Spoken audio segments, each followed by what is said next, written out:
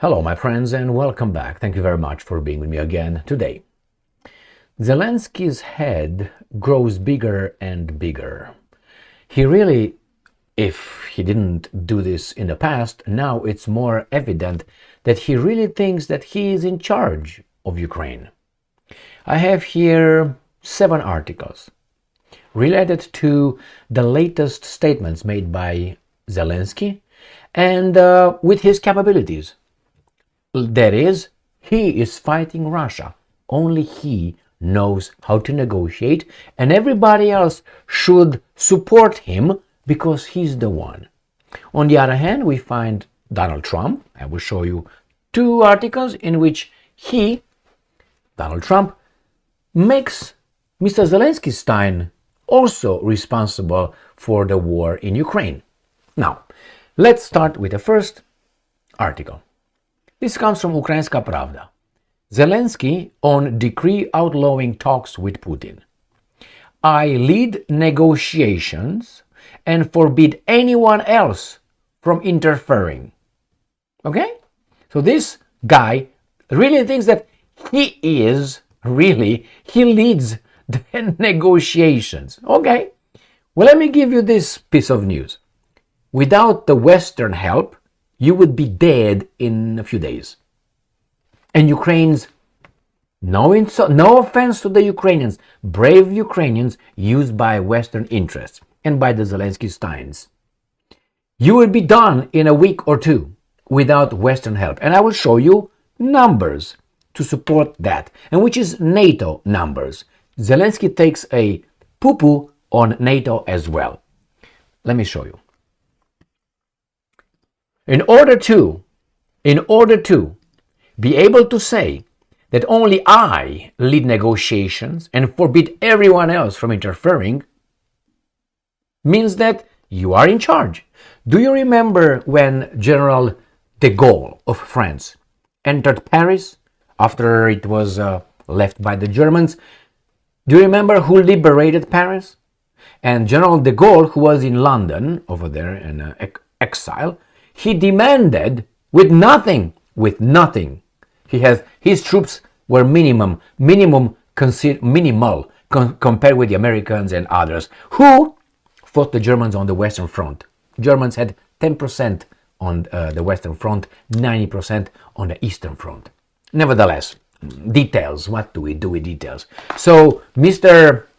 de Gaulle, General de Gaulle, demanded that he enters first Paris, and you can watch videos and pictures with him first of everybody on Champs-Élysées, just walking like a conqueror. What did he conquer exactly? It was not he. The same with Zelensky, the same thing I see here.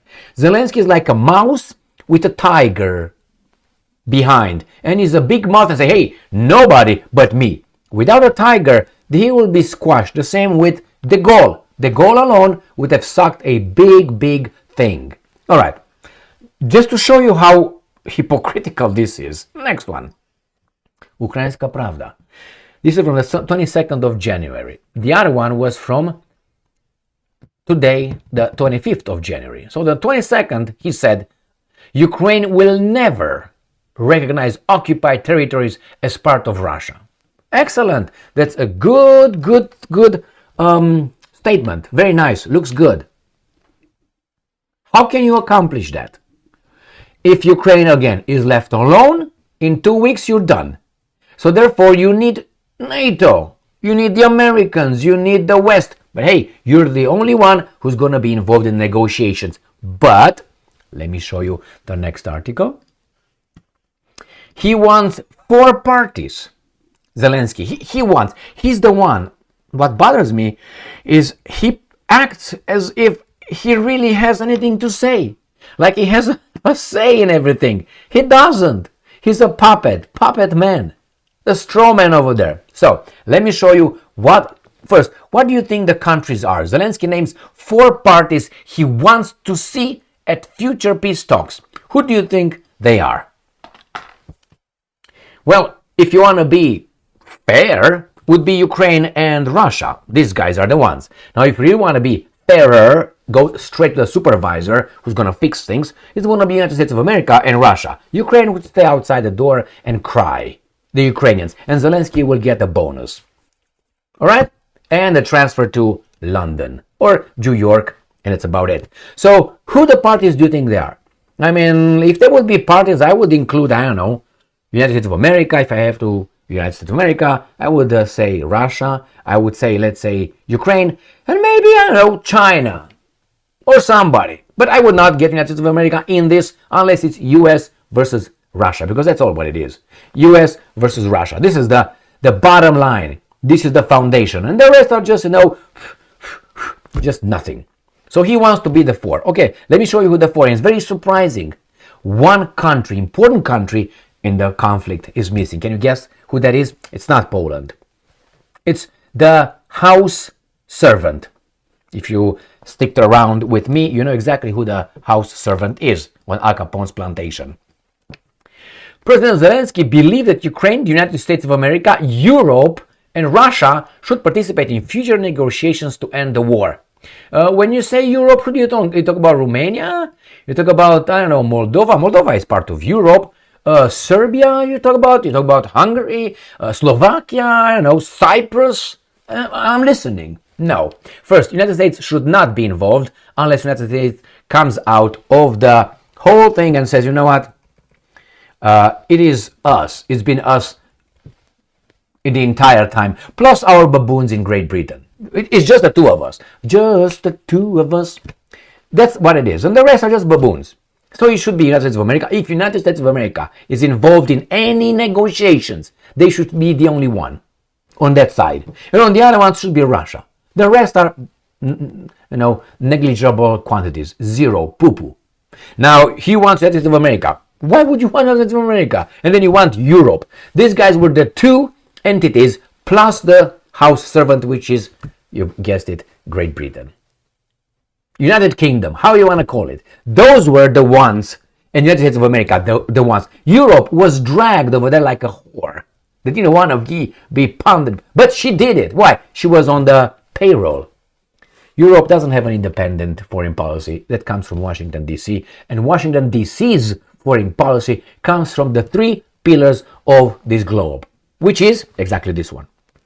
It is banking system, military industrial complex, and then the third one is energy sector. Russia is over there and wanted to be broken because of the energy. With the banks, they will reconstruct and will invest, and the military industrial complex, they will keep us safe. Got that? So United States, no. Europe, no. Russia, yes. And Ukraine? All right, let's move. So he wants to be the negotiator, but hey, only I negotiate for everybody else. All right, first, Zelensky has cancelled his elections because he said, well, we have martial law. So under the martial law, some people's interpretation is that you can't conduct elections, even though there are some elections, but not presidential elections. Some interpret the Ukrainian constitution as, no, actually the Rada is going to be in charge if it's like this. I personally don't give a shit because it doesn't really matter who this will be, the Rada, the parliament, or the Congress, how you want to call it, in Ukraine, or Zelensky is the same thing. They're not the makers of their own destiny, so it doesn't really matter. It's the same shit with a different face. Zero. All right, let's go and see what Trump has to say about Zelensky-stein. World, right? Sputnik. This is from yesterday, the 24th of January. Trump says Zelensky shouldn't have allowed conflict to happen, but wanted to fight. He didn't fight. It's the Ukrainians who fought, not this baboon. He's just over there. It's not he who fights. It's the Ukrainian nation who gets decimated. And this baboon right here, how happy he is with this, kissing his ass. Really? Okay. So, US President Donald Trump said Ukrainian Volodymyr Zelensky should not have allowed the conflict with Russia to happen, but wanted to fight. And I'm quoting. And Zelensky, I will say this, he wants to settle now. He's had enough. I don't think so. If he settles now, he's gonna lose his job. He doesn't want to do that. He shouldn't have allowed this to happen either. You know, he's no angel. He shouldn't have allowed this war to happen. First of all, he's fighting a much bigger entity. When he was, talking so brave. They were brave, but we gave them billions of dollars. The United States spent $200 billion more than Europe, Trump told Fox News. Zelensky was fighting a much bigger entity, much bigger, much more powerful. He shouldn't have done that because we could have made a deal, and it would have been a deal that would have been a nothing deal. I couldn't have made that deal so easily. And Zelensky decided that I want to fight with the Ukrainians' blood. All right? So, first, Zelensky, when he ran to be the president of the Ukrainian nation, he ran on a peace platform. And then he was elected by the baboons over there. All right? So then, the first thing he said, well, you know what, Zelensky, I don't like anything about the Minsk agreements, 1 and 2, that were having a path, showing a path to a peaceful resolution in Donbass and so on. And he said, I don't like anything, nothing. And then the war started because crazy Putin. Okay, let's move on. Next one. This comes from The Hill and reiterates what I just read. Trump, Zelensky shouldn't have allowed war with Russia to happen. This is again Newsweek. Donald Trump attacks Zelensky. He's no angel. That's accurate. And then we have Zelensky says, and this is the maximum of chutzpah, says NATO membership is Ukraine's cheapest security guarantee. Do you hear what this guy is saying? So all the money, all the support, everything else that NATO provided to Ukraine for 3 years is the cheapest security guarantee. Okay, question for Zelensky. What would be the best way? This is the cheapest? The cheapest in a way that it would cost you less? So give me the guarantees, and that's the cheapest way? Or we're going to go to war and we're going to eradicate those evil guys in Siberia? Okay, let's read and see. Which do you think it is? NATO membership would be Ukraine's most cost-effective security guarantee. All right, said in an interview, Zelensky explained that to effectively deter Russia, Ukraine needs 1 million strong army, which would require the entire Ukrainian economy to sustain. At some point, I'm quoting, everyone will acknowledge that NATO is the cheapest security guarantee. If Ukraine isn't in NATO and we're facing someone obsessed with occupying us, who has an army of 1.5 million or more, then you won't be able to hold your ground unless you have an army of about 1 million. So then he says, bring your boys here. I will create a pretext. We're going to get to war with Russia, and then we're going to drag the Europeans again, the third time with the Z-stein in charge this way, this time clearly in a war. Do you want that? So this is the whole point with this guy. He said, no, give us that, and then something is going to happen. And when that's going to happen, we were attacked. Remember how he was elected? On a peace platform. Then I don't like anything about the Minsk agreement. Then something happened. The Russians broke the Minsk agreements, not the Ukrainians, right? And then we have to fight. So if Ukraine is going to be, I'm just delusional at this point, okay? I'm just, all right? Let's say Ukraine says, we're going to be part of NATO, Russia just take Donbass, and we're good. We're good for about a few months. After that, the Ukrainians, the Zelenskyy, if they're still in charge, will say, look what the Russians are doing. We've been attacked. They've been attacked. NATO, you gotta intervene with us now, all together, right now, over me. Correct? That's what he wants to do. So he wants NATO, the Europeans, to go and fight the Europeans. And he is going to go to Moses or something. All right, and let me show you the last article that I have for this video. NATO dumped almost $200 billion into Ukraine. The bloc has collectively financed Kiev to the tune of $191.2 billion over the past 3 years, according to calculations by Sputnik, based on data from the Ukrainian Finance Ministry and the University of Kiev. So they didn't use the Russian. Financial aid for budgetary and social spending, that is, they support the government spending, $43.3 billion. That is for teachers, how do you call those guys, bureaucracy, all those guys. Humanitarian aid, $13.4 billion. Military aid, $133.4 billion. The U.S. contribute 54%, $103.8 billion, making it the largest donor. the United States also provided the majority of military aid. That is our military aid, military industrial complex, remember?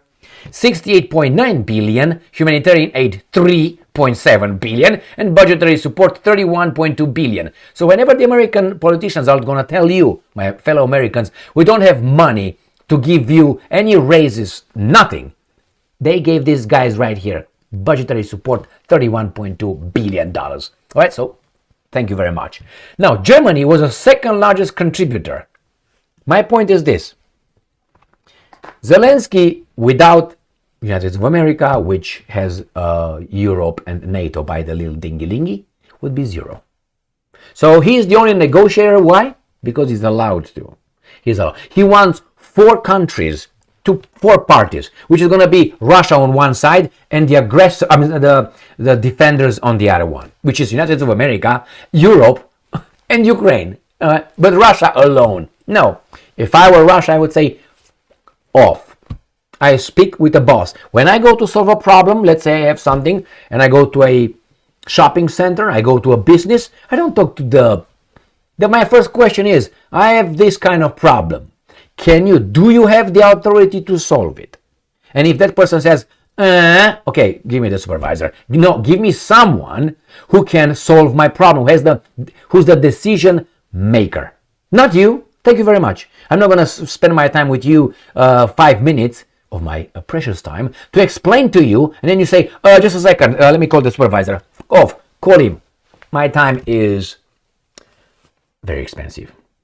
So the same here. The Russians should cut the crap and don't go through the Ukrainians. Talk to the boss. United States of America. Great Britain should not be even around this at all. Maybe they want to keep Great Britain a little bit outside of it, so they don't agree with anything, so they can start and maneuver a little proxy war saying, we're not involved. Remember the Minsk agreement in 2015, the second one, where two guarantors on the Ukraine side that Ukraine will implement it. That became an international law, was sent to the United Nations, and it became what this guy did not like anything about, which is Zelensky.